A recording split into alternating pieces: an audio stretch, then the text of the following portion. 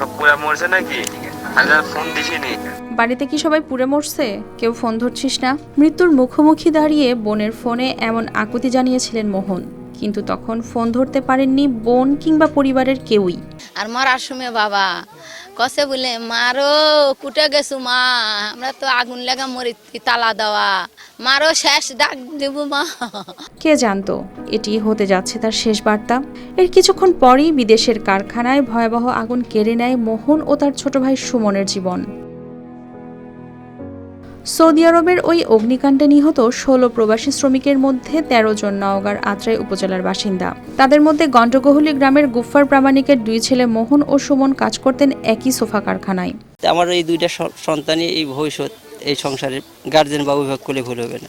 এখন মনে করার মধ্যে পাথারে মাও ভেঙে গেল, আমি কিছু সহজে চাচ্ছি এবং আমার দ্রুতভাবে এই যে ১৭টা লাশ প্রবাসী, এই লাশটার দ্রুত সরকার বাংলাদেশের এসে আমার দিক ফেরত।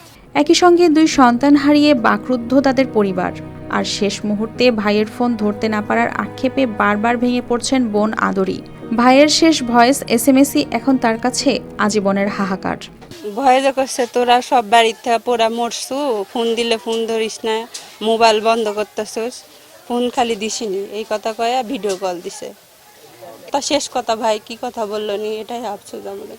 উপজেলা প্রশাসন জানিয়েছে নিহতদের মরদেহ দেশে ফিরিয়ে আনতে সংশ্লিষ্ট বিভাগের সঙ্গে চলছে যোগাযোগ। পাশাপাশি ক্ষতিগ্রস্ত পরিবারগুলোকে দেয়া হয়েছে প্রয়োজনীয় সহযোগিতার আশ্বাস। দূতাবাসে যোগাযোগ করছি, আমরা ইতিমধ্যে রাত্রে থেকে যোগাযোগ করছি, যেহেতু আগুনে পুড়ে যেত তো চেহারা বিকৃত হয়ে গেছে। এখন একটু কেন্দ্রীয় স্তর লাগবে কিনা কিভাবে আমাদের যোগাযোগ করছি। শেষবার স্বজনদের কণ্ঠ শুনতে চেয়েছিলেন মোহন, কিন্তু সেই ইচ্ছা অপূর্ণ রেখেই চলে গেছেন না ফেরার দেশে।